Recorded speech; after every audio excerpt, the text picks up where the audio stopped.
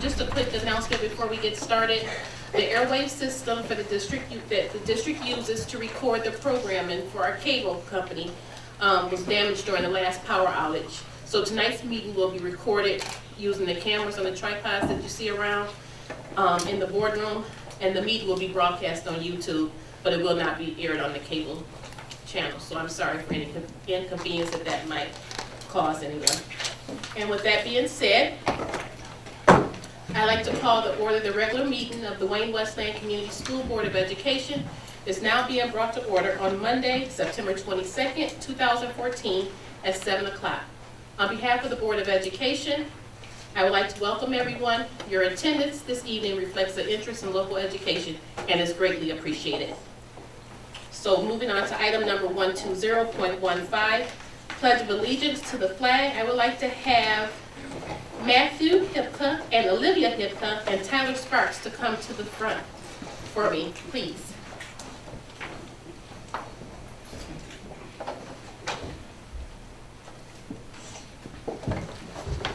Let's stand.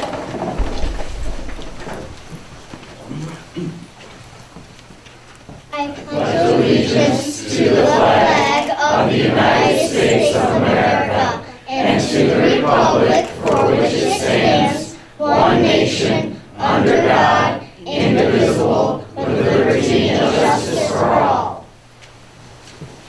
Ms. Medell, will you introduce our guests for us tonight? Thank you. Thank you, Mrs. Walker. Our first guest, and I'll do ladies first, Olivia Hippica. Olivia is a third grader in Mrs. Magna's class at Hamilton Elementary. Her favorite subjects are math and recess. She loves recess because we have a big enough playground for her to run around on and play with people she doesn't normally get to play with. She loves math because it makes her smarter. She's here tonight with her brother Matthew and her cousin Tyler. Olivia has 3 pet hermit crabs. One is her brother's, one is her sister's, and one is hers. And it's the biggest one that belongs to her. Matthew Hippica. Matthew is a first grader in Mrs. Hester's class at Hamilton Elementary School. His favorite subjects are recess and lunch. He loves recess because he gets to play with his friends, run around and swing because he's really good at it. He also loves lunch because when he's hungry, he gets to eat and he gets to sit by his friends, and his mom packs him a good cookies. He is here tonight with his sister Olivia and his cousin Tyler. Matthew's favorite color is blue, and he loves to play with cars. Our other guest tonight is Tyler Sparks. Tyler is in 2nd grade in Mrs. McBloom's class at Hamilton Elementary. His favorite subject is math.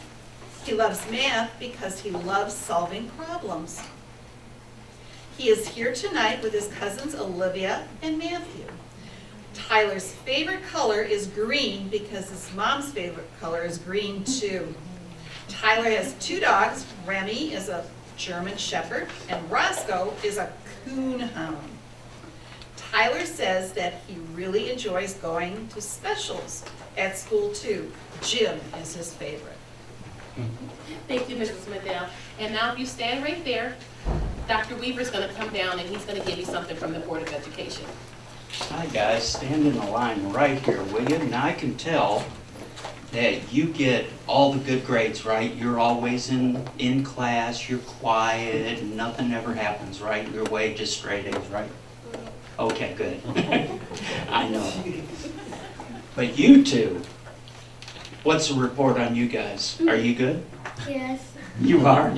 Okay, you too? Yeah. Okay, I know you guys are great, you're special. On behalf of the Board of Education, we want to give you this certificate for participating in our flag soaring ceremony tonight. So, one for Olivia Hippica, one for Matthew Hippica, and one for Tyler Sparks. Now, Tyler, who did you bring with you?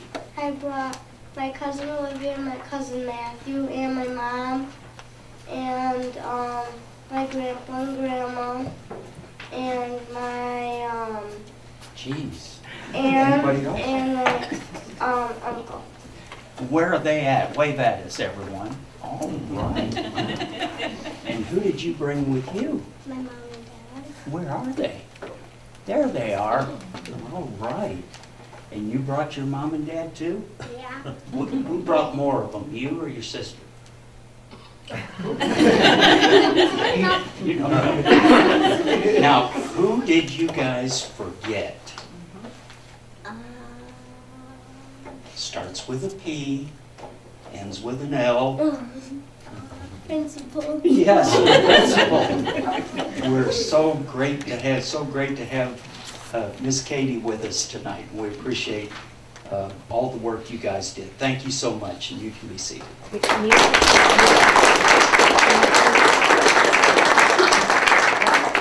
Can you hold your certificates up like she's got hers? Perfect. And just look at me and smile. Okay, look at me and smile. Perfect. Thanks, guys. Thank you so much. Item number 121.15, roll call, Mrs. Madell. Mr. Griffin. Present. Dr. Weaver. I'm here. Mr. Buckaloo. Present. Mrs. Schofield. I'm here. Mrs. Madison. Present. I am here. Mrs. Walker. Present, let the record reflect this, 7 here, no absences. Moving on to item number 122.15, recognitions and presentations, Dr. Hamala. Yes, I'd like to introduce Kevin Weber, our principal of Wayne Memorial High School, to recognize our junior ROTC leadership team. Thank you, Dr. Harmala. Thank you, Board, for allowing us to be here tonight with you. Ladies and gentlemen, JROTC began in 1916 and has been part of Wayne, or been part of Michigan since 1920. But the best program in the state was established in 2004 in Wayne, Michigan. Our drill, raider, and leadership teams have all competed at the national level and placed in the top 20 in the nation for the past 3 years. JROTC also provides opportunities for community service, service learning, and many other co-curricular activities. Wayne JROTC is not a military recruiting program, and there is no service obligation. A number of our cadets graduate from high school and go on into college and universities. We currently have cadets at West Point, the Citadel, Michigan State, the University of Michigan, and many other colleges and universities. The Army has placed the program in high schools to promote graduation and citizenship. The JROTC mission is to motivate young people to be better citizens. The program uses the military structure to teach discipline and success in life. Our stated purpose is that our cadets graduate high school and go on to higher education. Some of our cadets do choose the military, and they receive benefits from their enrollment in the JROTC program. Along the way, JROTC cadets participate in service learning and community service activities. Our cadets provide support for and receive support from the City of Wayne. One example is the Friends Project. Each year, the Friends Group selects a deserving citizen of Wayne, and about 50 of our cadets, along with our citizens, prime and paint their house in one day, with supplies donated from local businesses.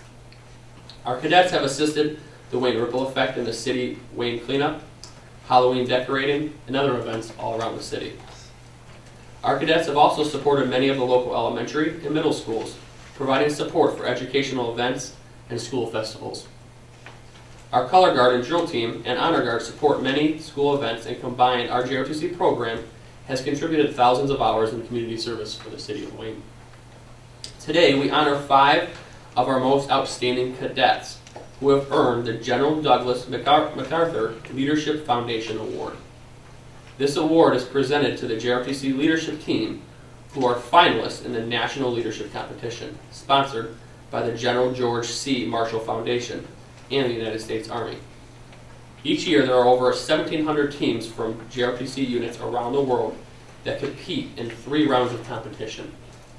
The competition measures cadet knowledge, the art of leadership, JROTC curriculum, and current events. Our cadets at Wayne Memorial High School have placed in the top 20 in the nation each year for the past 5 years that the program has been in place, including a 4th place and 3 5th place finishes. We are proud of their accomplishments. Dr. Harmala, would you please join First Sergeant Lahane to present these awards? Yes, I will.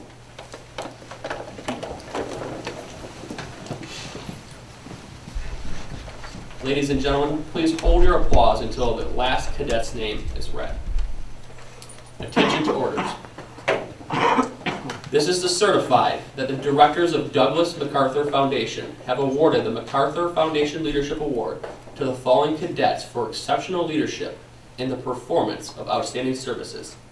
Signed, General William Davis, retired, Executive Director of the MacArthur Foundation. Cadet Major Douglas Chung.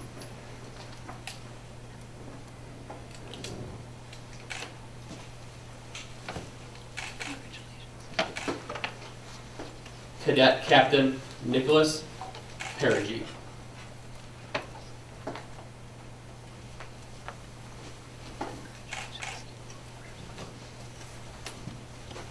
Cadet Second Lieutenant Nicole Rogers.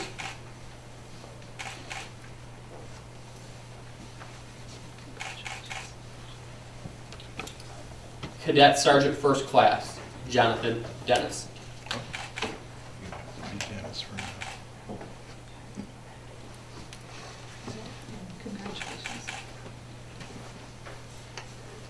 Cadet Commander Sergeant Major Jesse Medlin.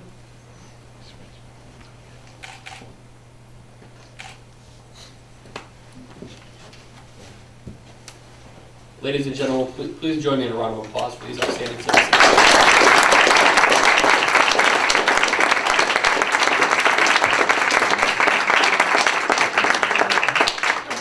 If you just stay down there, Mrs. Medell is going to join you, and the Board of Education would like to give them something as well. On behalf of Dr. Harmala and my fellow trustees on the Wayne-Westland Community School District Board of Education, we congratulate you in all of your accomplishments and all of the efforts that you have shown in this program. We are very proud of you. You've done a great job and you've done us proud. Continue the good work. Douglas Chung. Right here. Thank you. Congratulations. See you around. And Nicholas. Congratulations. Thank you. And I will see you. And Nicole Rogers. Congratulations. There you go. Okay. Jesse Medlin. And Congratulations. Jonathan Dennis at the end here. And congratulations again to all of you. We appreciate your commitment. Best wishes to you all. Thank you so much. Thank you. And as everyone goes back to their seats, if there's anyone who were in the presentation that needs to leave and get back and do homework, you're more than welcome to leave at this time. Our feelings won't be hurt.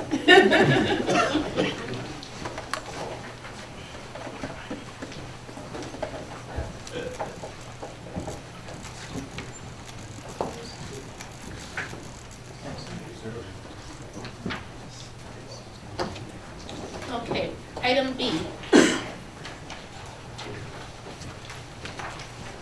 Mr. Albright.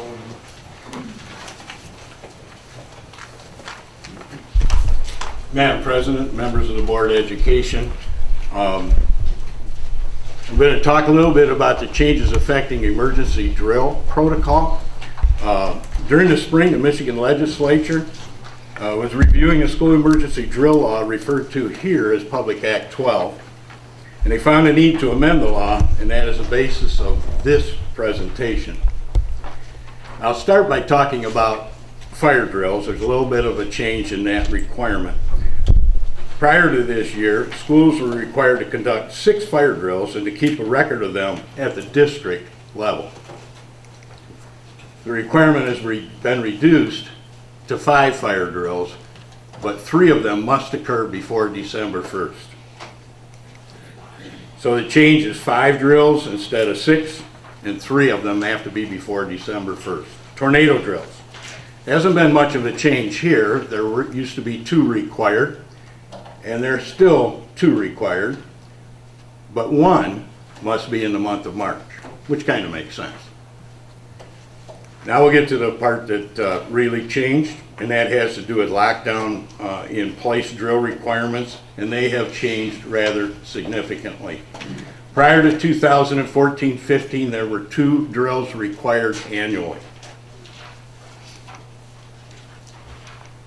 For 2014 and 15 and beyond, there are now 3 drills required at every single school, in every single school district in Michigan. One of those drills must be prior to December 1st, 1 must be after January 1st, and 1 must occur while students are outside of their normal classroom setting. So that would mean passing time, lunchtime, outside of gym class or recess. So you should know that we needed to develop some very unique plans for when those particular things happen. We have 21 very unique buildings. They're located in unique places, and there are very different things that come up as you travel these buildings. So again, I'm talking about passing time to a special or a class at the K-6 level, students at lunch or students at recess. There are some requirements that have to be made, and I'll talk a little bit about how we got to our plans. So we started to conduct tabletop drills to address situations during which students were passing to specials or class, lunch, or outside at recess. These unique plans were developed at each building with the assistance of their administrator, secretaries, building and ground staff, local police, building custodians, and myself. There have been significant changes now to the reporting requirements. By September 15th, calendar of drills to the County Emergency Management Coordinator has to be submitted. They are there. All 200 drills that are scheduled in our district are on a website with the County Emergency Manager. Drills have to be posted on our district website within 30 days of the completion of each drill and must remain on that site for 3 years. You will find them on our district website under the district tab, and it will say emergency drills, and by clicking on any one of those drills you'll actually see a PDF report of the drill that occurred. And if you go there today, you'll see that probably 25 to 30 have already been conducted. We're actually in the middle of doing the first round of lockdown drills now. Several tornado drills, many fire drills have already occurred. None of those drills can be conducted in such a way that it interferes with state mandated assessments. And then finally, if a drill is not conducted as planned, and that could happen for many reasons, I have to notify the County Emergency Management Coordinator, and then we have to reschedule that drill. So we could have some pretty significant inclement weather that we would not run a fire drill. There could be other reasons that would come up that we might not run a lockdown drill. Quite often the police aren't able to accompany us, and so we would be forced to reschedule one of those because we have the police agencies with us when we do those. That's the end of my presentation. Are there any questions? Any questions? No? Thank you, Mr. O'Brien. You are welcome. Moving on to item number 123.15, citizen comments and agenda items only. Mr. Burridge, how are you today? Hi, Tom Frolich. I just had a question about, I'm reading the minutes of the board retreat that I had the pleasure of attending, I might add. The discussion was fantastic and informative and productive between the board and the superintendent. But I left that meeting and I thought that we had, or you all, I should say, had decided that you were going to schedule another meeting and discuss the superintendent goals, but I see they're listed here, so did I miss something? No. Okay. So these aren't the real goals, or are these just the partial list, or? Okay, we'll deal with that later, I guess. I got a question for Mr. Griffin about that meeting. Mr. Griffin, when you said on 2 occasions that you were not interested in taking classes from the MASB with regard to the school board, I just wanted you to clarify that for me. I guess not in any great detail, but if you could just tell me why you're not interested in attending those classes or even taking part in the online classes. And I think that's all I had for now. Thank you. Thank you so much. Anyone else? We're gonna do item number 124.15, and it's gonna be like an A, to the consent agenda. We need to resolve that the board amend the consent portion of the agenda, item I, to read, Mrs. Carol Jeffrey, residential property at 4666 Mildred, Wayne, Michigan, 48184, to be corrected, a corrected address from the consent agenda that was on August 25th of 2014. I need a motion. Support. I have a move to approval by Mr. Buckaloo, support by Mrs. Madison. Any discussion? Roll call vote, please. Mr. Buckaloo? Yes. Dr. Weaver? Yes. Mrs. Madison? Yes. Mr. Griffin? Yes. Mrs. Schofield? Yes. I vote yes, and Mrs. Walker? Yes. Let the record reflect the 7-0 vote. Thank you. Moving on to item number 124.15, item B, the consent agenda. Move for approval. So moved. Support. Motion by Mrs. Schofield, supported by Mrs. Madison. Any discussion? Okay, roll call vote, please. Mrs. Madison? Yes. Mrs. Schofield? Yes. Mr. Buckaloo? Yes. Dr. Weaver? Yes. Mr. Griffin? Yes. I vote yes, and Mrs. Walker? Yes, let the record reflect, motion carries 7-0. Moving on to item number 125.15, review and approval, business services and finance items. Mr. Larson Scheidler. Thank you, Madam President. Actually going to just review all of these bid packets in total. All the information is in your board agenda at pages 48 through 61. The bid summary is at page 52. This is, the bid packet is for Adams Upper Elementary walk-in freezer refrigerator, and it is for elementary cafeteria tables and cafeteria tables at Pinkham. Bid packet number 3 was publicly advertised and opened on September 11th, 2014 at 11 a.m. It consists of food service projects with an overall budget of $800,000. All bid packet number 3 will be funded from the food service fund, with the exception of the alternate bid for a masonry screen wall, which is not permissible expenditure through the food service funds, and will be funded through the sinking fund, and the total of that project is $23,892. Projects are a result of communications between the district and Michigan Department of Education, who recommended reinvesting funds into the food service and cafeteria program. We reviewed the food service program and communicated with Michigan Department of Education on the projects in bid packet number 3, which I'm going to describe right now. Adams Upper Elementary, the walk-in freezer refrigerator, will be attached to the outside of the building. It will be on a foundation concrete pad. This will provide much needed space in the kitchen area while replacing the old mobile units. I think there are about 6 or 7 mobile units there. This project was communicated by TMP, our architect, to and approved by Michigan Department of Education. It's a process that we have to go through in order to use food service funds. Our construction manager, McCarthy Smith, will work with the State of Michigan Bureau of Construction Codes and Wayne County Health Department to receive the necessary inspections and approvals prior to placing in service by the district.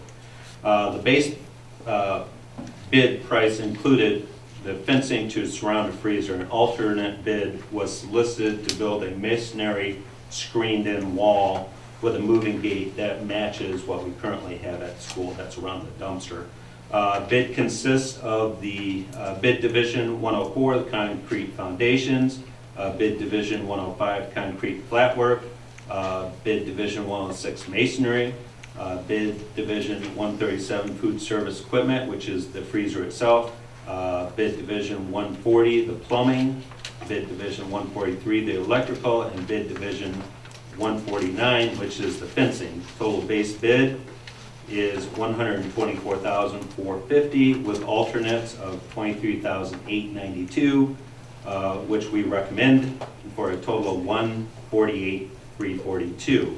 On to the tables, the 11 elementaries and Tinkham cafeterias tables will be replaced, and eventually the cafeterias will be painted. Purchased cafeteria tables will replace the elementary building's existing pocket wall mounted tables and/or install fixed tables to the wall. Current tables were purchased in 2002 with Durant funds by the district. The total cost of the table purchase, which is bid division 151, is $376,820. Bid division 120, which is the painting of the cafeterias, was bid with a budget of $75,000. We did not receive any bids at the September 11th, 2014, 11 a.m. opening. Bids will be solicited again in the future in a future bid packet. The painting of the cafeterias is going to be scheduled for summer of 2015, so we have some time there. And there was also $5,000 budgeted for roofing-related work that would be to connect the unit to the back of the school. I'm just going to go over the bidding process and the bids received, trying to give you all the information on this packet. Bids were advertised by the district and local paper on Bid for Michigan for a 2-week period as required. In addition, McCarthy Smith advertises the district's construction bids in the Construction Association of Michigan, Reed Construction Data, Dodge Plan Room, Builders Exchange of Lansing, and Grade Beam, which is a web-based construction bidding platform. McCarthy Smith utilizes this program to solicit bids, communicate with bidders, and monitor bidding activity. So they try to solicit more bidders. Food service equipment such as freezers and pocket tables are really specialized items. 3 bids were anticipated for the freezer. 2 were actually received with the lowest responsible bidder selected. There were 2 bidders on the cafeteria tables.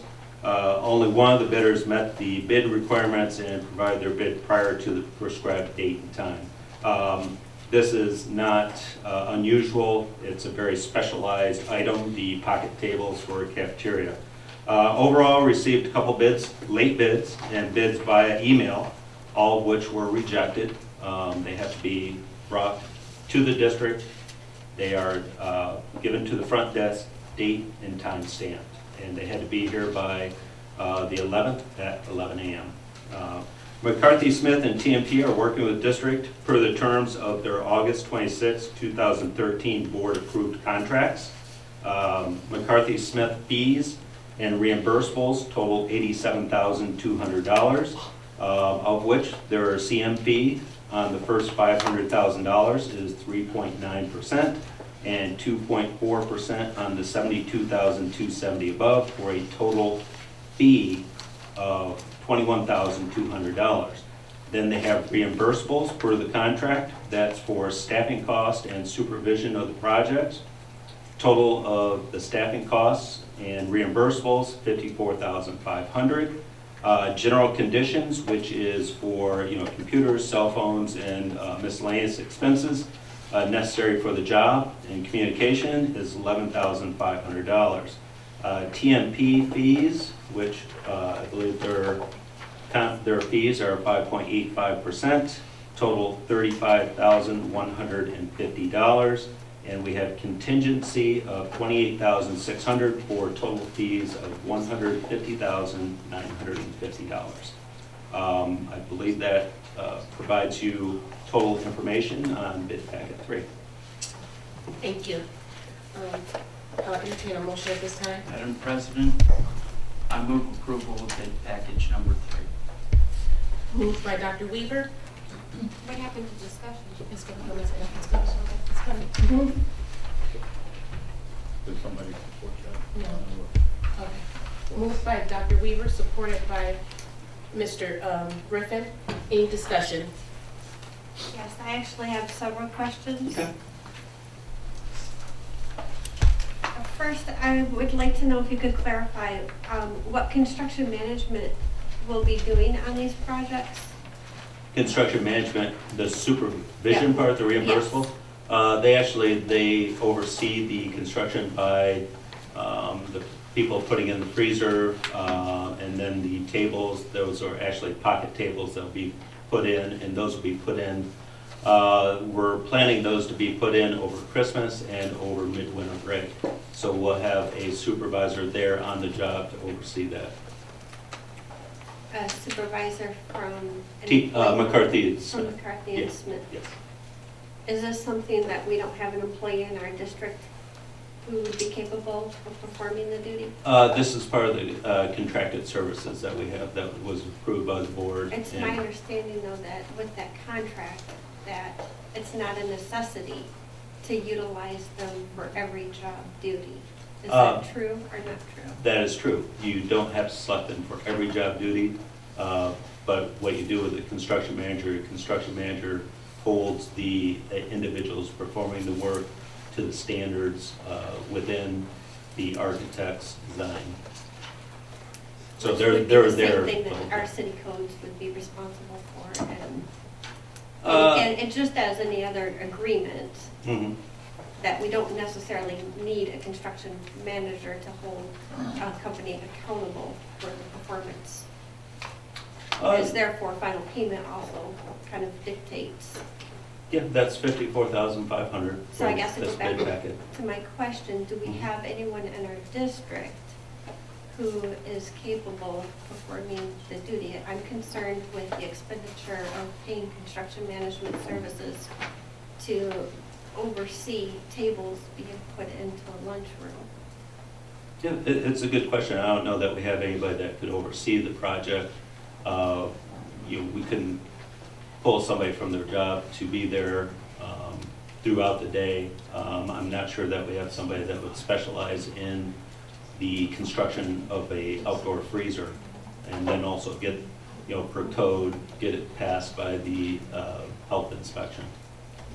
So we rely on our construction manager to perform those duties. We don't have any employees in our district at buildings, grounds, and maintenance who oversee our buildings, grounds, and maintenance. They oversee our grounds and maintenance, but not the construction of outdoor freezer or installation of the pocket tables. So who keeps up on our warranties on these items, such as roofs, the mechanics, if the refrigerator chooses? That would be B&G and our construction manager and architect. What They work construction together. manager? An employee? McCarthy Smith. McCarthy and Smith oversees all of that? So we We don't have communicate any- with them to make sure that, if there is a Who's we? warranty issue, we would work with them. Who's we? We is B&G, Tony Spizak, his staff. So nobody, he's not, or his staff is not capable of performing some of these duties for cost efficiency? I'm not sure that I could release them to perform this duty and watch somebody, make sure that they're doing everything to spec. I mean, we are pretty short-staffed in B&G. We've had cutbacks over the years. So, per contract, we utilize our construction manager and architect to perform these duties. Okay. Any other discussion? Yeah. Mr. Buckaloo? You mentioned that this had to be done up to code, and that was what McCarthy Smith would do for us. Mhm. So that would perhaps entail drawing permits, Yes. Yes. and Yeah. and that would be for building codes. Right. Is there ever a Health chance? codes. Yeah. Is there ever a chance some of those permits might be for environmental purposes? Yeah. Yeah. Do we have any responsibility to the federal government, and I'm thinking in terms of the food quality, do we have that kind of an obligation as well? A freezer that's going to keep the food at the appropriate temperature and so forth? Well, that would be the warranty portion of the bid. Okay. But also that would go through the health inspection, and that is, you know, why you have somebody that understands the construction and is able to read the, you know, the architect's design to make sure it's being built to code. And if something should go amiss, liability falls where? It would be with the construction manager and Okay, architect. so in a sense, we're putting out good money for McCarthy Smith, and I understand that this is a huge chunk of change, but at the same time, we're buying some insurance with that money as well. We are securing that the job is performed to code and specification drawn up by the architect. They are responsible to the district to make sure that's performed correctly, and that if we have a warranty problem or any problem when you do a hit list, when you're punch list, when you're done, it's up to the construction manager and architect to sign off on it. And by doing that, they're telling us everything is based, we're getting what we bid and bid for, and it will work. So in a sense, we're getting more than just management of the project when we employ a construction manager. Yeah, you could call it an insurance, I guess is sort of what you're looking at, or, I mean, I guess you're implying we know that the job will be done right, and if there are issues with it, we have somebody to go back to correct it and make it satisfactory to the district. And the burden is not on the district to do No, that. the burden is on the construction manager and the architect. Thank you. Any other discussion?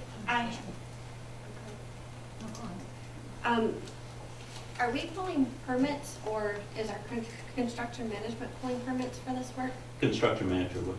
Okay, so can you describe for me what a permit is and what the process is in a permit? Well, that's why we have the construction manager and architect. I mean, they are the experts in securing that, making sure that we're doing everything proper and to code. I guess to be more specific, what I'm asking you is, it's my understanding that a permit would be something you pull through the city, and then the city would send an inspector out who would therefore check the performance and make sure that it... This would really be the health code. You know, schools really work on a different permit function. We're going to have to assure the Michigan Department of Education that's built the way that's supposed to, and we'll have the Wayne County Health Inspector inspecting it because it has to do with food service. Oh, so they would be even bigger than McCarthy and Smith or TMP then?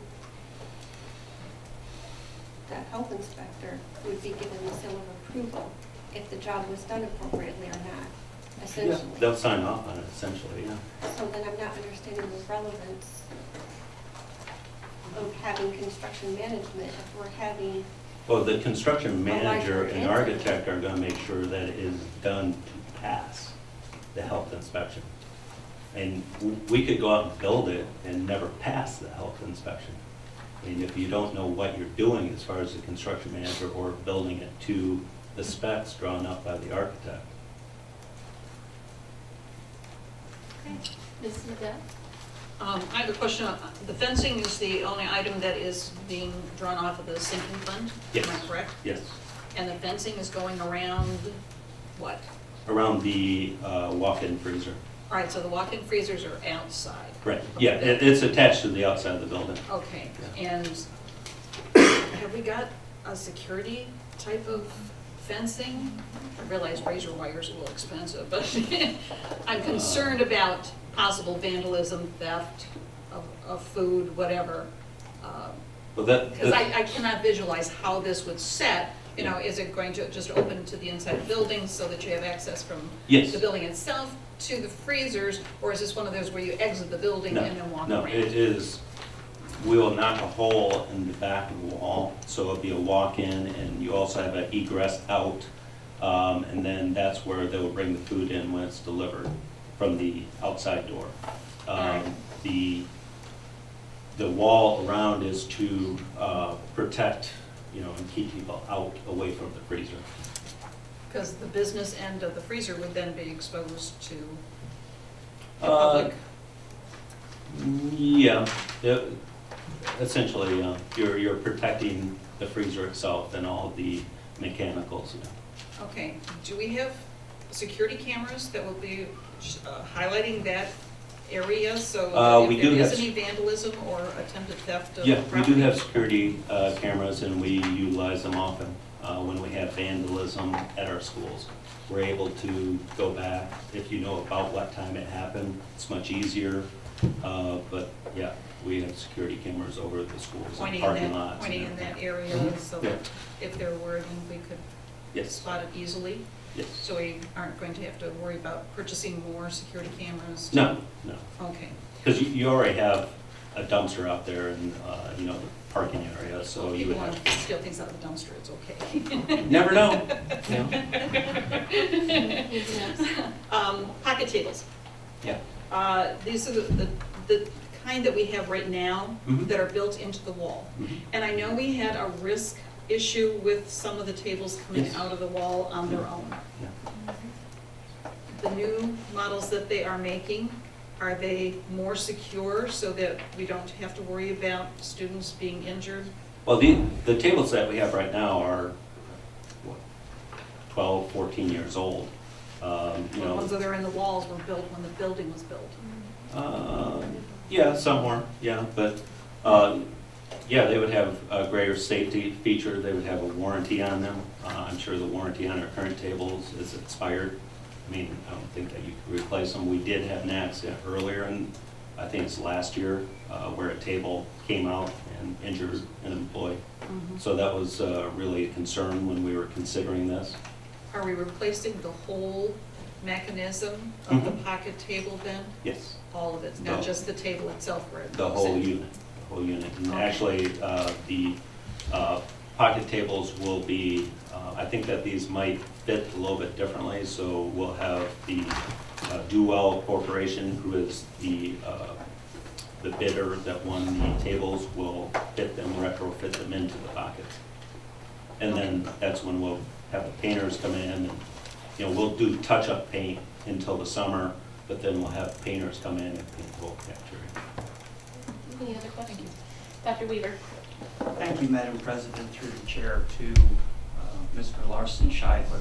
As director of the bidding process as part of your job, is it your understanding that this board has already voted to solve the construction manager issue? We've already voted to solve that. You approved the contract, I believe it was August 26th of 2013. We are working under that contract until we don't have contract with them. Thank you. If there's no more questions, there's a motion on the floor. I would like to follow up on that. Mhm. Just to clarify, and confirm, well, we have signed that contract. It's not mandatory that we must have management services for every job we perform. That's true. Yeah. Okay. All right, roll call vote, please. Mrs. Schofield? Yes. Mr. Griffin? Yes. Mrs. Madison? I've expressed before and since becoming a board member, my concern with our spending habits on construction projects, regardless of the line item it's coming from. The current process makes it difficult to ask our community and our state for more funding when we continue to pay for such expenses that I don't feel are necessary. Therefore, I vote no. Mr. Buckaloo? Yes. Dr. Weaver? Yes. I vote yes, and Mrs. Walker? Yes. Let the record reflect 6-1 vote. All right, thank you. Motion carries. Moving on to item number 126.15, review and approval board policy. Dr. Harmon. Yes, thank you, Madam President. Per state legislation, Public Act 187, each local school district must adopt a policy and implement that policy effective this school year related to EpiPens for anaphylaxis emergencies. I'd like to introduce Kevin Sutton from Lusk and Albertson to share a draft policy with you. It's in your packet. And then a potential motion to approve that or to amend it and approve it tonight. Kevin Sutton. Harmel alluded to, last year in 2013, the state legislature passed PA 187, which in essence required all schools to have 2 EpiPens, or epinephrine auto-injectors, which we call EpiPens for short, in every school. At the same time, the State Board of Education provided an addendum to the 2002 Model Policy and Guidelines for Administering Medications to Pupils at School, which I know is a mouthful, but it was specifically focused on guidelines for responding to anaphylaxis emergencies at school. And as part of this package, both the addendum to the Model Policy and Guidelines, as well as the legislative changes authored by the legislature.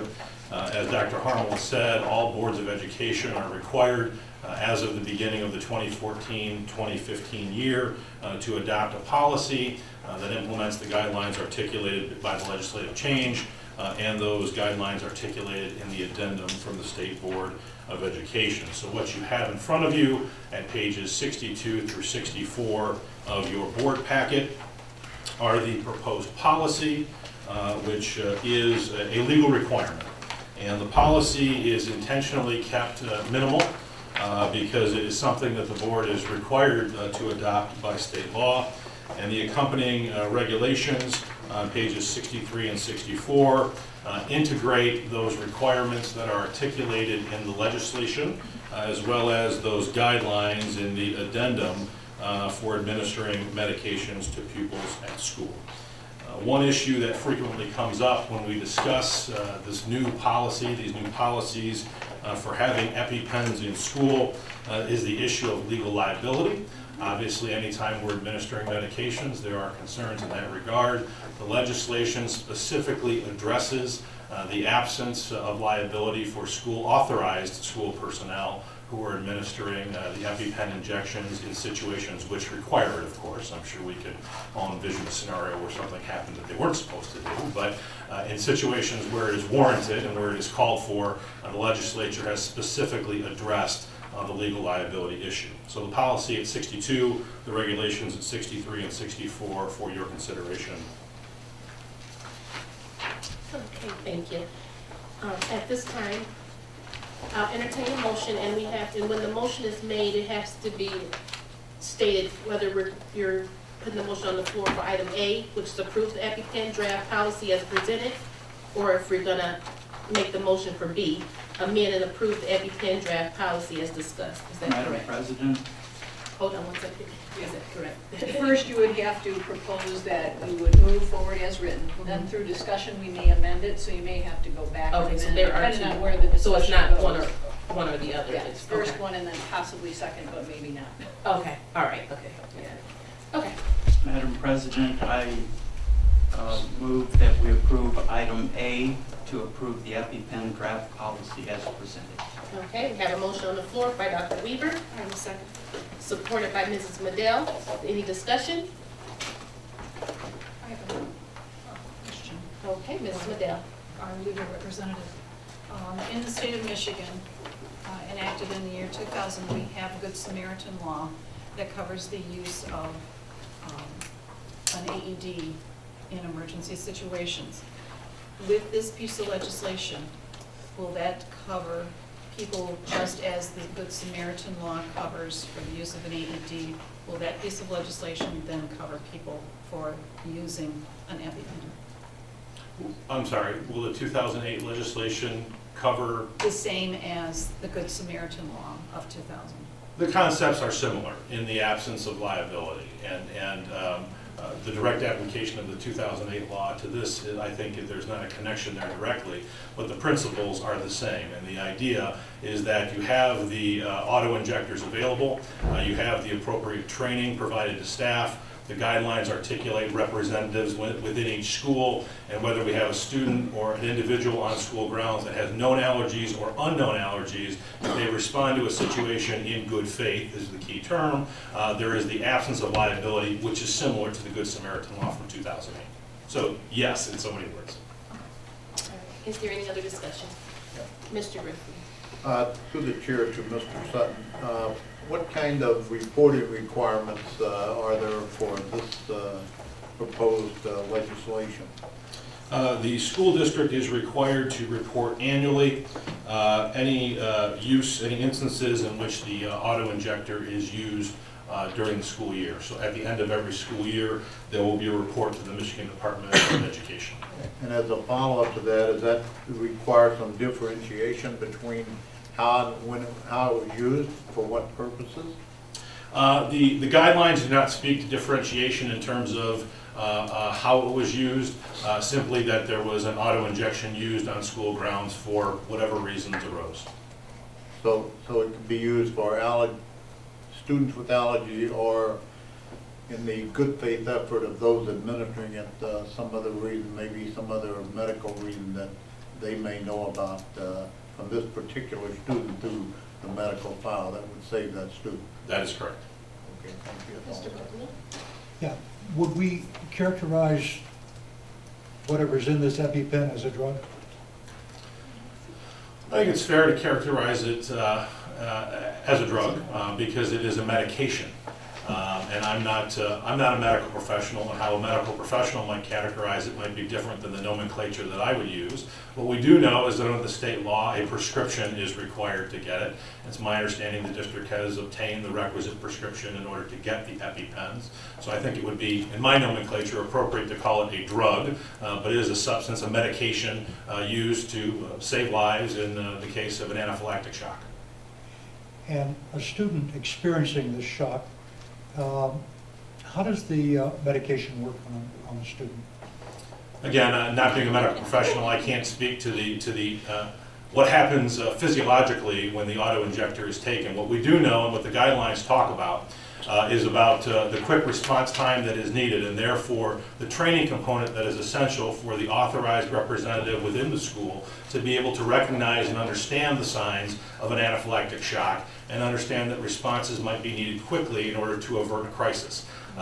My understanding of the medicine behind the policy is that different people respond differently. I could get stung by a bee and be out in 30 seconds. You might get stung by a bee and be just fine. And so people just respond differently physiologically. But the epinephrine, is my understanding, is supposed to be a first line of defense, and the guidelines speak about that in an emergent situation where somebody who might respond very negatively to an attack, an allergy or whatnot, it will buy them some time before they can seek immediate medical attention. As I read through the policy, it struck me that there was nothing jumping out at me that said a parent could contact the school and say that they didn't want their child to have this EpiPen. Is that correct? So that we're going to go ahead and administer the EpiPen when we feel the need to? The guidelines do speak to the availability of providing parents with an opt-out consideration, an opt-out option, if you will.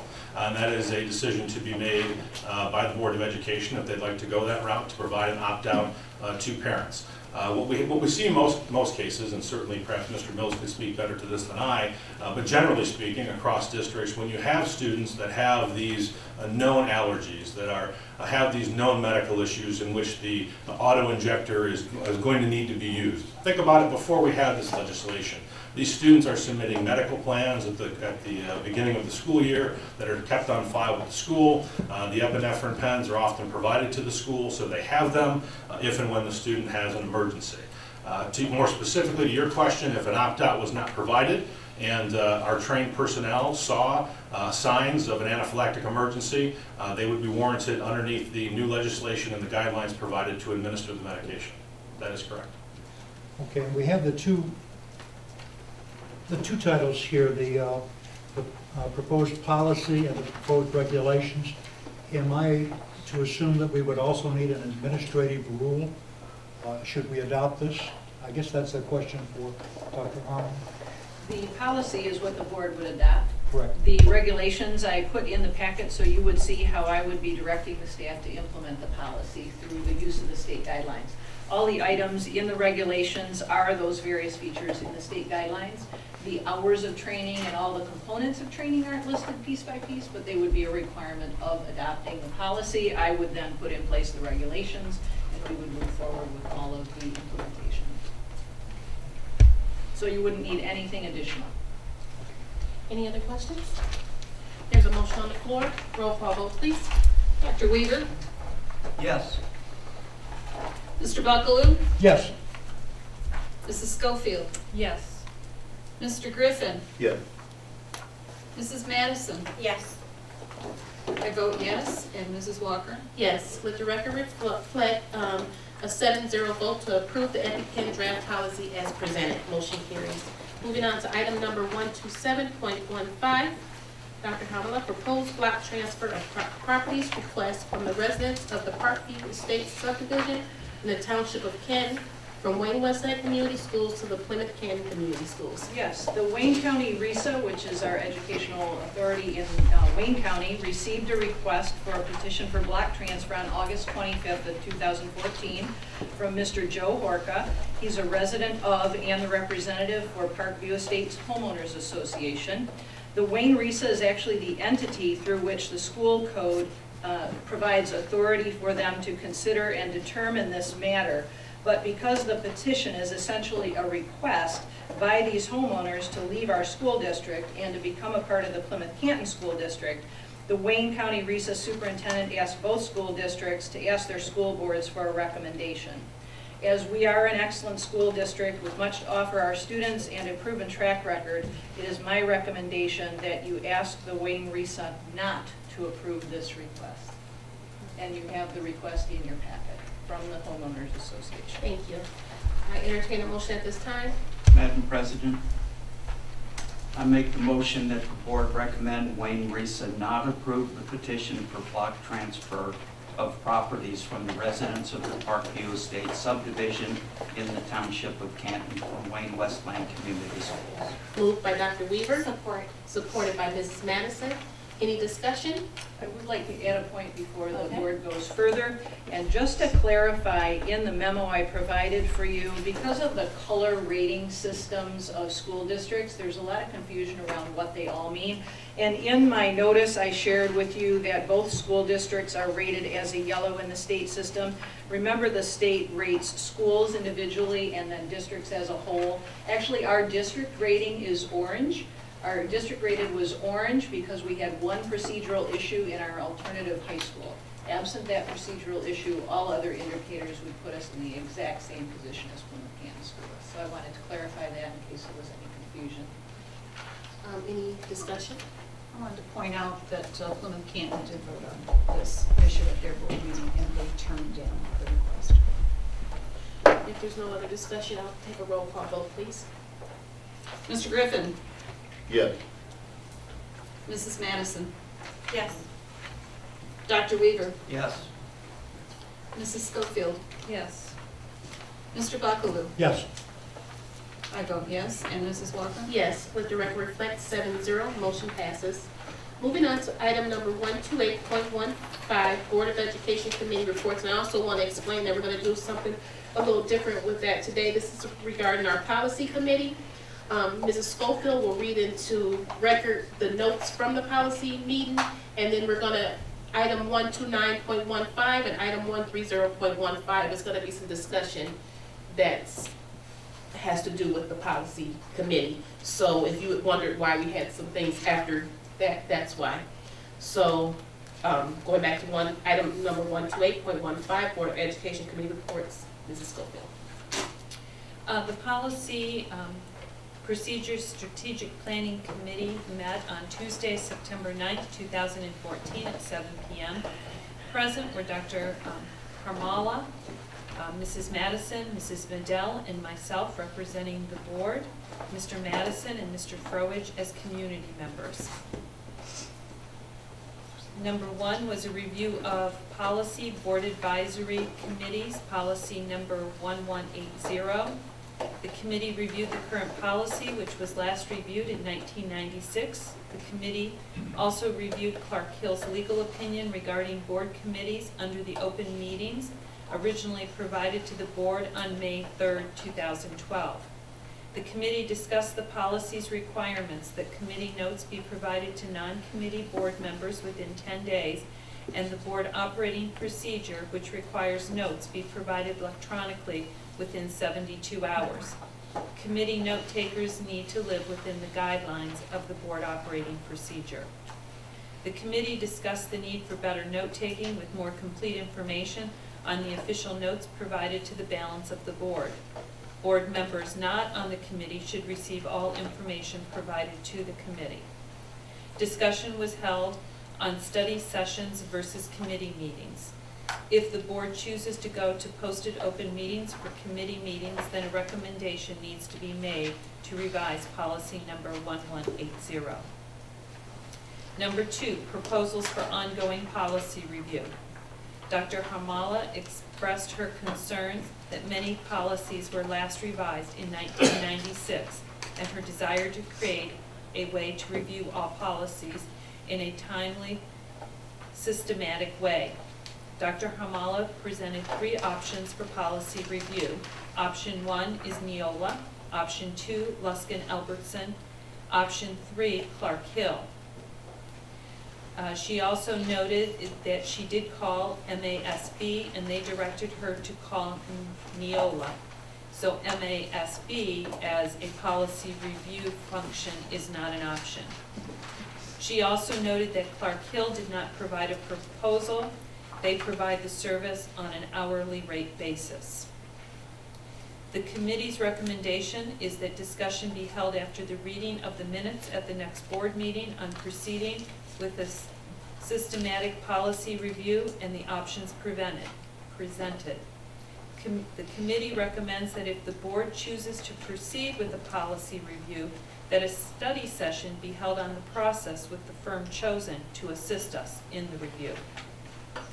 Item number 3 was the EpiPen policy. The administration will request that Luskin-Albertson draft a policy for wayne-westland that is specific to the EpiPen law. Furthermore, Dr. Hamala will ask them to present the policy to the board. Dr. Hamala advised the committee that the free EpiPens have been received for each building. Each building has 2 adult and 2 junior. The special ed department is working with RISA on the implementation of a tracking system within MyStar. 2 staff per building will be trained on November 4th or another date determined with our nursing staff.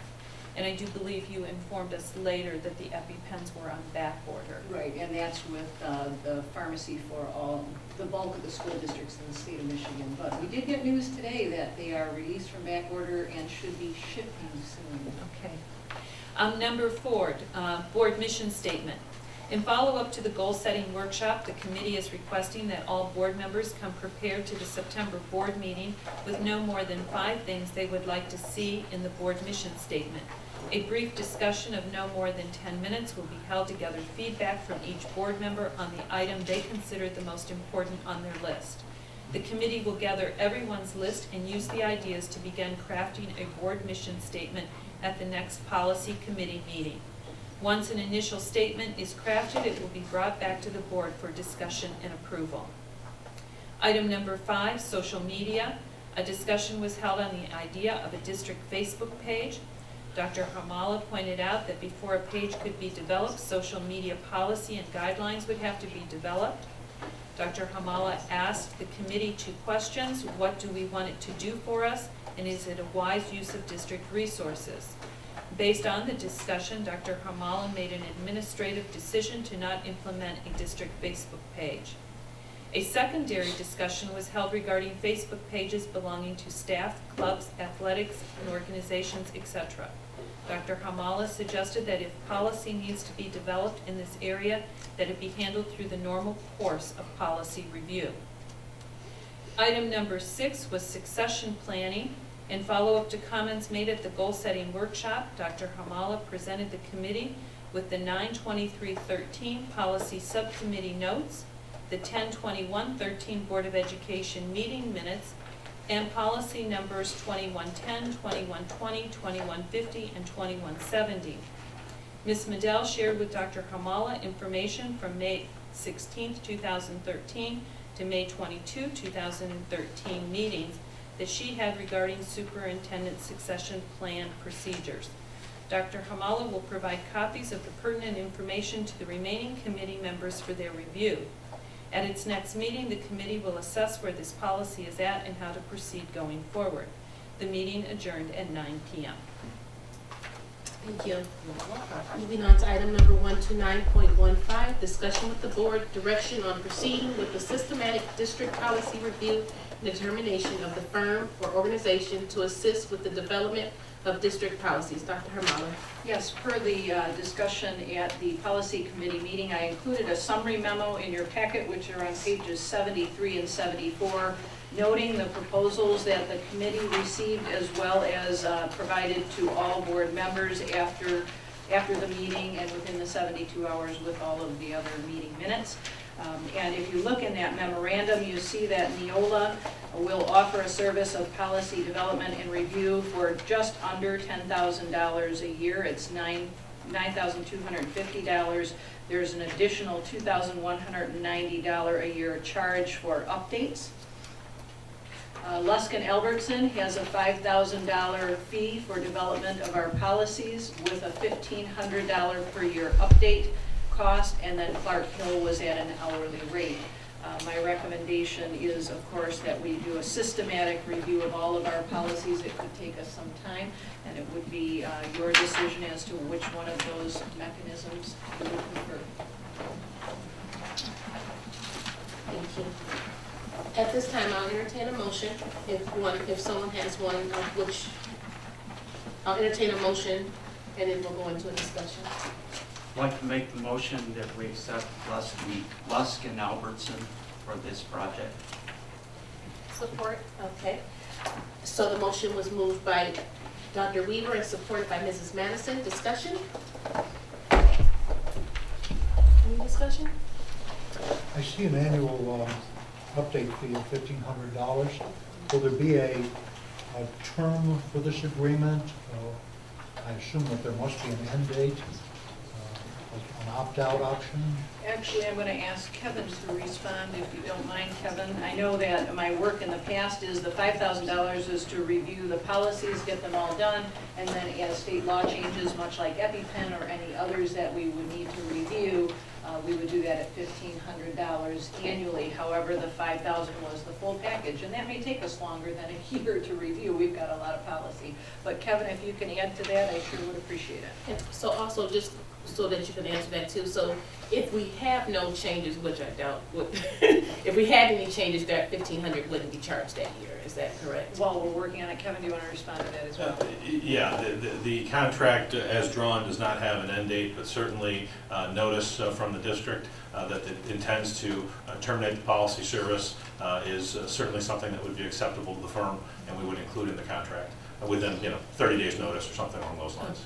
And it was just suggested that if we don't have an update for that year, there would be no charge?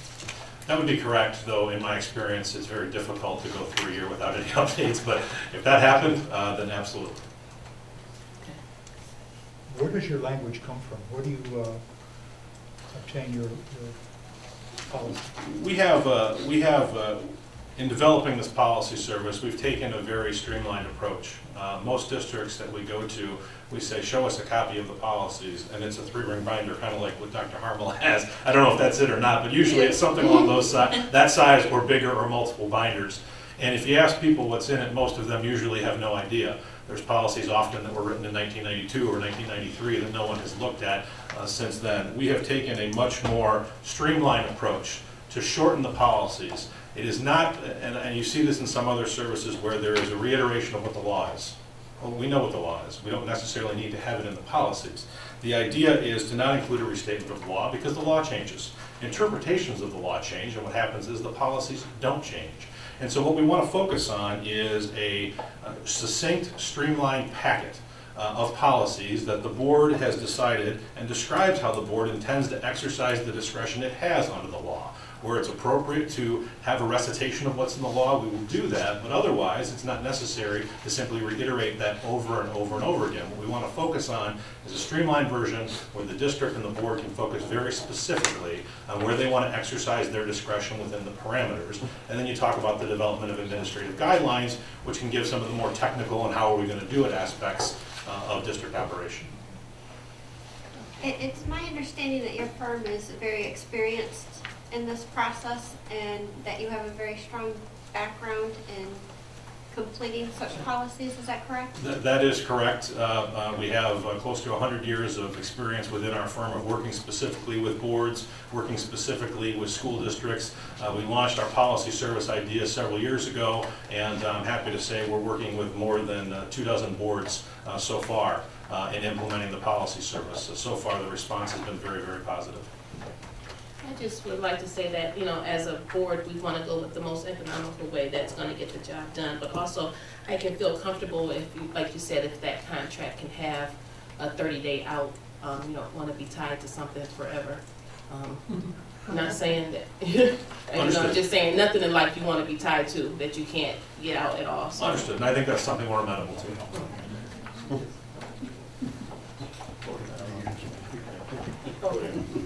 Mrs. Schofield. I have a question in regards to the $5,000. That's the cost of the initial set of bylaws and policies. So you would not necessarily take and rewrite, you would not necessarily be reviewing all of the policies we currently have. You would be giving us a whole new set of policies to work from? Yes and no. Or you would be comparing the base policies that you have to what we have and then filling in gaps where you're missing something that we have that we feel strongly about? Yeah, the short answer is yes and no. The focus here for us is to be very district specific. Every district is different.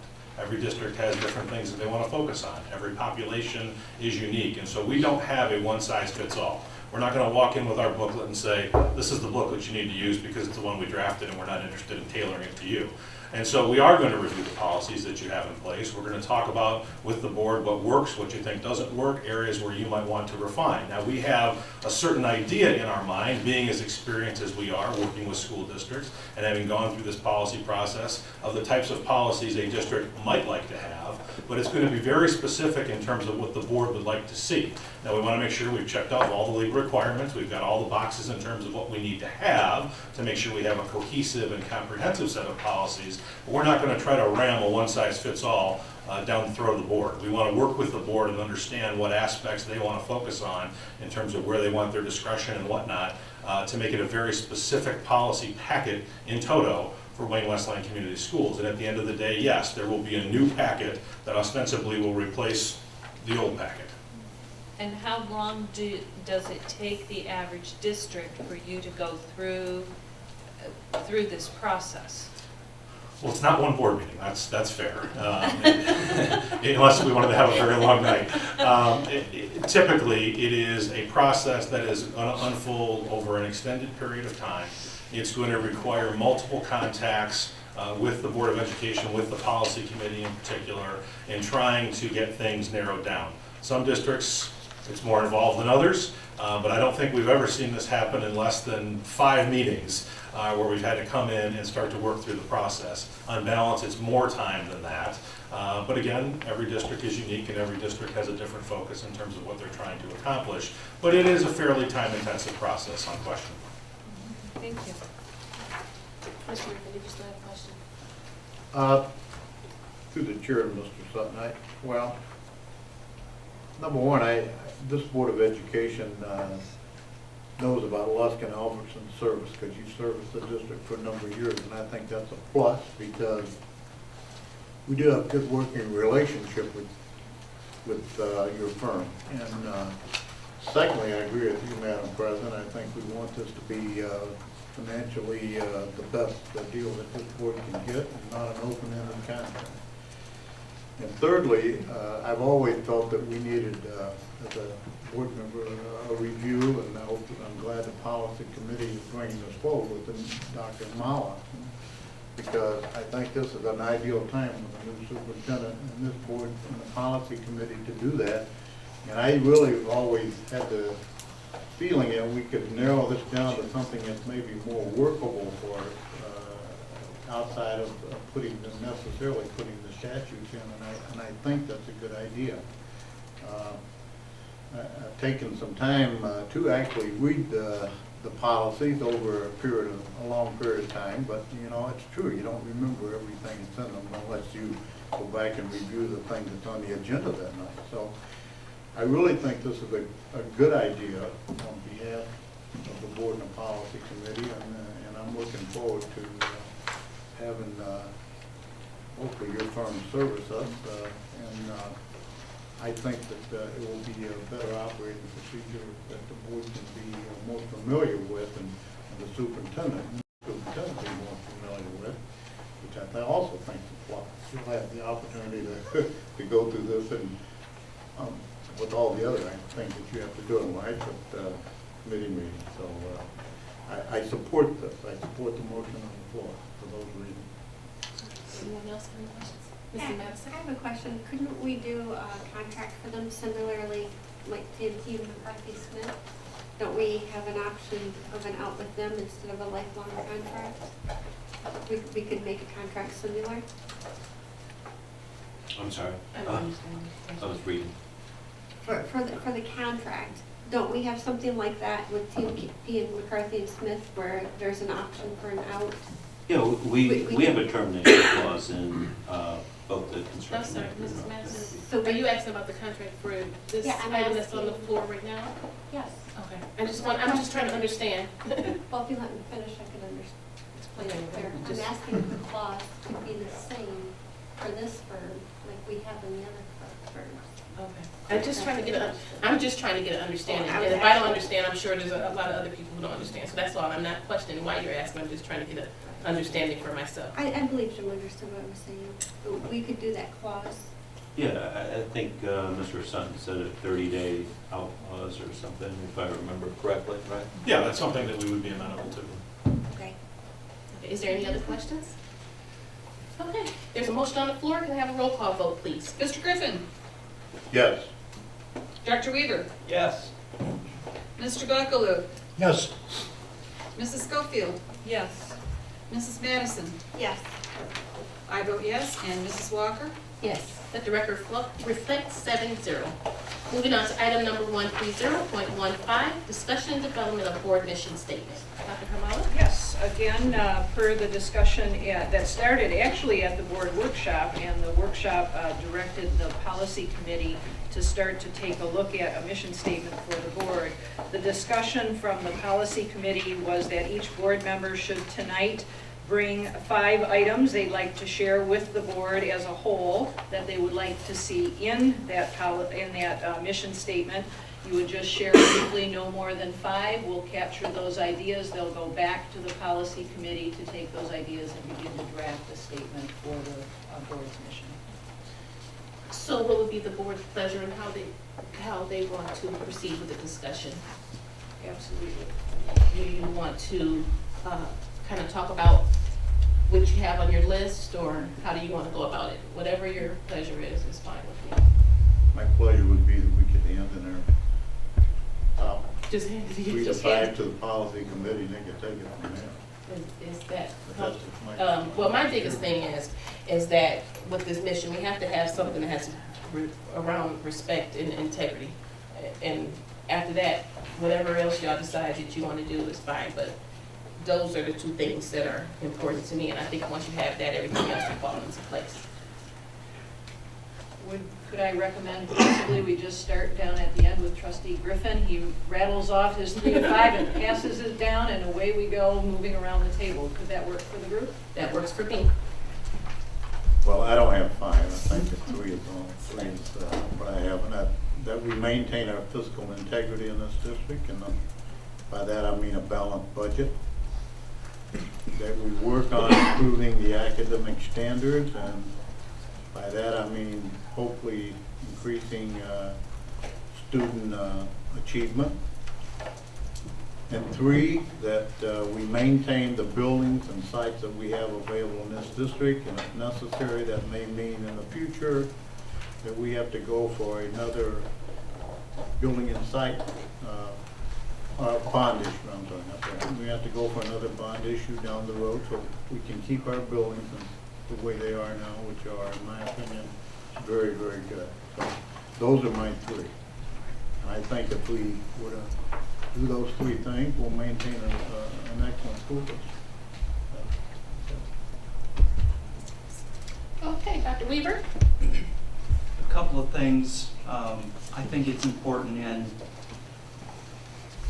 this discussion for the board mission statement that we add something concerning our supporting the administration. I speak to that issue because I think that it's important for us to listen, learn, and make decisions that will, again, support administration. Also, that we become a mechanism that is set in place to move this district forward. Our job is not to get in the way. Our job is to help to move the district forward. That's what I got for tonight. Okay, Mr. Buckwood. Well, I also have three, and I'm going to be already in the role of repeating, I think, some of the things that have already been said. First, I think that we need to have some thought given to transparency and to fiscal responsibility, that these are charges that, as a board, we feel. The second is, I think that our mission statement should somehow reference the welfare of our students and also a respect for our community. And then lastly, and this is the one that I think I put the most emphasis on, that we as a board promote, encourage a broad and challenging curriculum that seems to be focused on the changes in our society, whether it be technological changes or issues of world trade or what have you. Those are my three. Ms. Madison? Some of the things I have already covered. Keeping it simple is two most important things to me is community and promoting the future of our current students. Promoting their future. I'm sorry, I didn't hear it. Community and future. Thank you. Okay. Mrs. Schofield? Several of mine have already been mentioned, but I had down cooperation, community, education, children first, and accountability. Mrs. Medell? Again, like everybody else has said, when you're at the tail end of the comment, it kind of gets a little dim, but other things have been mentioned already. Again, I think it needs to include students, parents, and community in our mission statement. So I think that we all are pretty much on the same page on our thoughts on what we think that the mission statement should, and this is the board's mission statement that represents the board. I think we're all pretty much on the same page as what's important, and that's community, the children, respect for each other's integrity. And I think that the policy committee should have enough to work with, and we should get something, a recommendation for good policy or a good mission statement. We don't need to do a vote on that one. Okay. All right. So any other discussion? Yeah, I just want to mention in there that with complete board thought process on this, that I would like for us to be able to meet soon on this, and I'd like Cindy to be a part of the process so that when we go to vote and make a decision, being she has been had so much involvement in past and coming back and forth, that we include her on the process and the finalization of it. So when you ladies decide that you want to do your next policy, just let me know, whatever works for you. That sounds wonderful to me. Moving on to item number 131.15, Superintendent Report. Yes, thank you, President Walker. I have two items to share tonight. First is a personal celebration. I want to share the great joy in my life of the safe and healthy arrival of my my granddaughter, my first grandchild. She's so great that I just can't get it. So Hayden Rose arrived safely on September the 11th, which, by the way, is my husband and I's anniversary. So now it's extra special for the two of us. We appreciate all the good wishes and the congratulations everybody has been passing along. It's truly an exciting time for us. So that's the first item. The second item is about our teacher evaluation committee, and I'm pleased to announce that we will be convening a group of our teachers and administrators to examine our teacher evaluation model. Since the implementation, there have been some challenges as well as some things that have been going really well. This is a normal part of any type of implementation. And the missing piece really was a stakeholder committee to assess the ongoing implementation and the success of the evaluation tool. So it's our primary mission that our evaluation process support professional growth while also meeting the requirements of the state's legislation. And I'm looking forward to providing you with updates on the work of this committee as we proceed. That's the end of my report. Short tonight.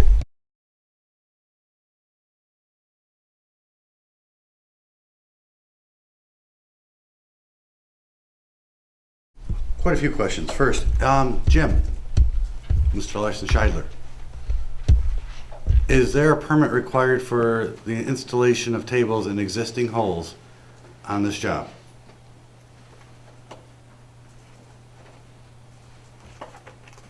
Jim? Go ahead with your comments. Well, okay, because there shouldn't be any permits. It's a non-structural issue. I'd like to know why no one from McCarthy Smith, after you guys just awarded him an $800,000 job, is not here. Total cost of this in hard cost from McCarthy Smith and TMP is $150,950, 26.5% of this project. That's more than our top employee in buildings, ground, and maintenance makes in a year in one project. There is, speaking of warranties, it was brought up. I went to a John Glenn volleyball game. That roof was just replaced on the gym back, and it's leaking like a pig. I took pictures of it. The floor was soaking wet. Students were tripping and slipping on it, where the roof in front of gym 1, 2, and 3 comes down to the flat part in the hallway. The ceiling tiles are soaked, they're destroyed, and that roof was just replaced, and it's leaking badly. And there was an issue with students falling down. The other question I have is, why aren't we pulling tables if there's a problem with a table that's not staying closed? We have closed schools and tables that have not been used in over 3 years. They're 3 years newer than the existing tables because no one's used them. Why aren't we pulling them from Madison, Kettering, and putting them into these spaces and trying to save some money that way? Because I know Madison's tables were not in bad shape at all. My daughter went there. I don't understand why we're not just using some of the closed schools equipment, moving them, because they're all the same table, same hole, same size, and moving them into those spaces. I just don't understand why we're spending so much money. And I can't confirm this, but I've heard it numerous times, and I'd like to know, is McCarthy and Smith still taking executive people and whatnot on a fishing trip this year again? Because I know that's happened in the past, so I'm see why they're taking people on fishing trips when they can not be here for an $800,000 award, not here to answer any questions, and make $150,000 on a project. That's just absurd. Thank you. Positive note. I wanted to thank the members of the Policy and Procedure Committee for allowing me to stay that evening. And I want to reiterate, anyone who knows me knows that I'm for transparency and openness and accountability. And although there's been a great deal of discussion at this meeting, traditionally there isn't. And sitting in that meeting, I got to see firsthand the trustees at work. And I think that could be a great benefit to the community if we do indeed, or you do indeed in the future decide to go to study sessions. The idea of these closed meetings is just not transparent enough for me, I guess. It might be transparent enough for other people. I would like to see more of that go on, and I'd like to be a part of it. And again, I just wanted to thank the members of the committee for allowing me to stay. And my name is Tom Froerich. I'm running for office of trustee for the Wayne-Westland Community School District. Vote November 4th. Thank you. Anyone else? Ms. Hines?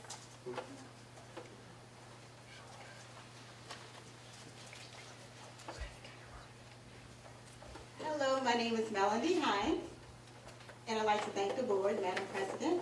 I am currently running for Wayne-Westland School Board as well. I graduated from Wayne Memorial. I'm sorry, not to cut you off, and we, at the school board meetings, we don't have that discussion. Okay. So, just for both of you, clarity. Can you go ahead? I have an announcement as Sorry. well. Okay, so, as you all know, they did dissolve the Inkster School District, and I do have an announcement. I would love to see the board members attend this meeting. I had received a notice. They're having a community-wide meeting regarding the dissolution of the Inkster Public Schools. It's hosted by the Inkster Ministerial Alliance, and it's called the I Believe in Public Schools Defense Fund.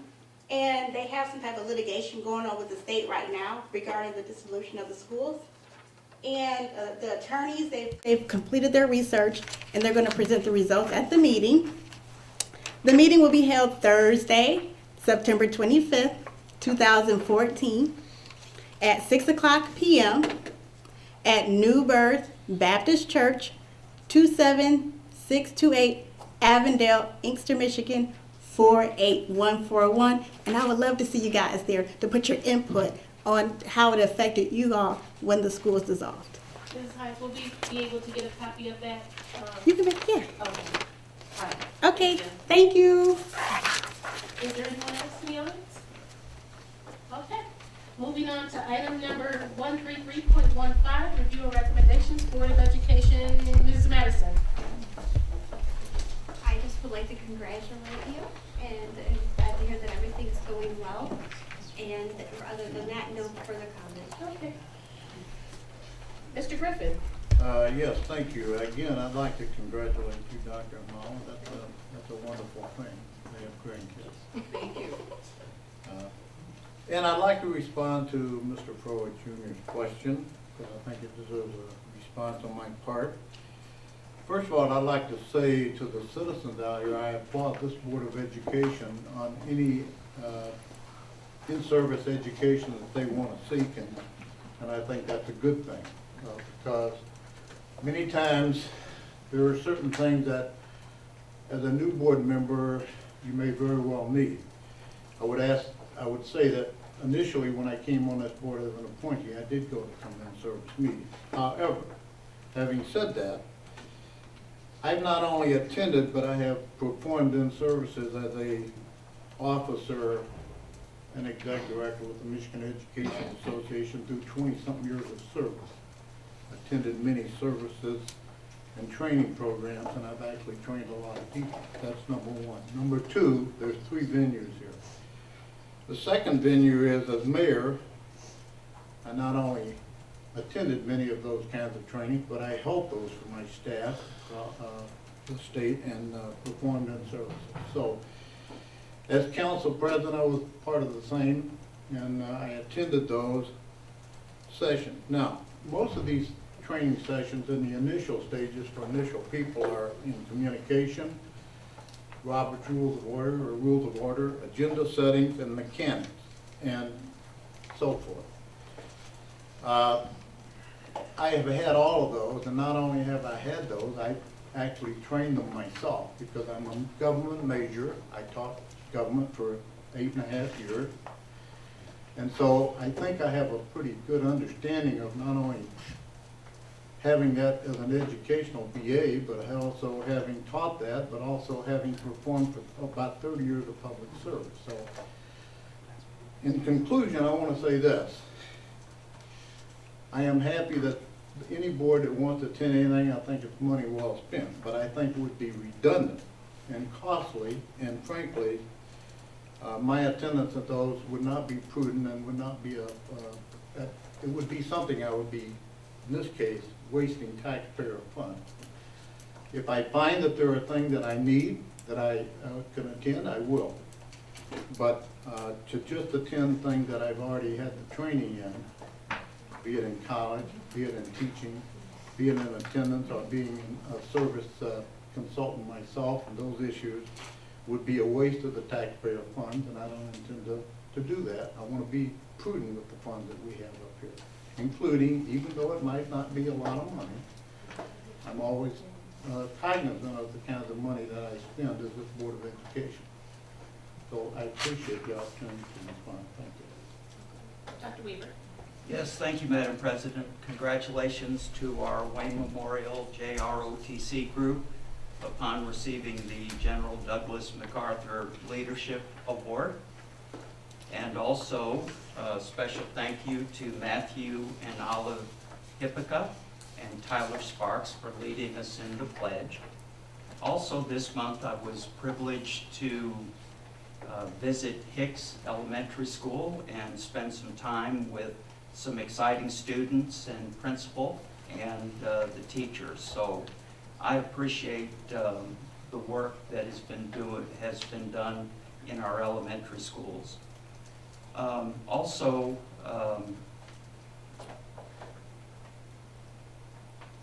I would ask that that any comments made tonight concerning running for the Board of Education or campaigning on school grounds be stricken from the record. Thank you. Mrs. Schofield. Just a couple of comments. First of all, I would like to echo Mr. Weaver's comments about congratulating the Wayne Memorial Junior ROTC program.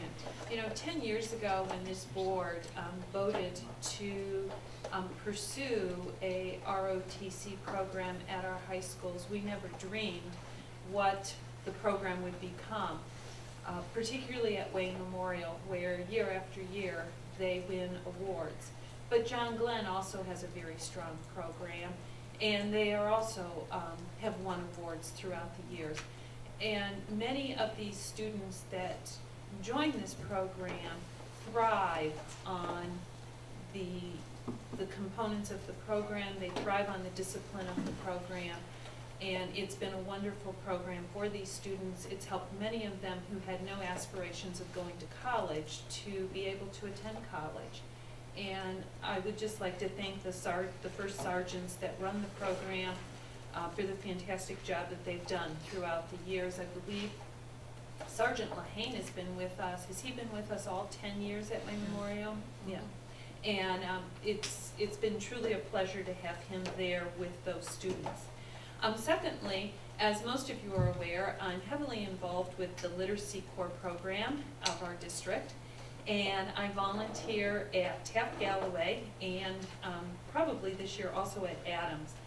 And I just want to put it out there to the community that it's not too late to volunteer, whether you just have a half hour at lunch, whether you have a half a day, you've got an hour in the afternoon, whatever time you have available, your local elementary school, lower or upper elementary school would love to have you come to the building and read with students. There's nothing more gratifying than to see a little first grader at the beginning of the year who comes out in the hallway and plops down next to you and says, "I hate to read." And they just stare at the book, and you work with them. And by the end of the year, they come up and they say, "I've got a new book I can't wait to share with you." And it's just very rewarding to see these students grow.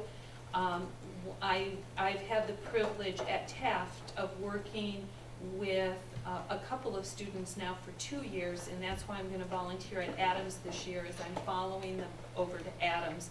I promised them that I would see them again this school year and that I would read with them and help them with some of their assignments.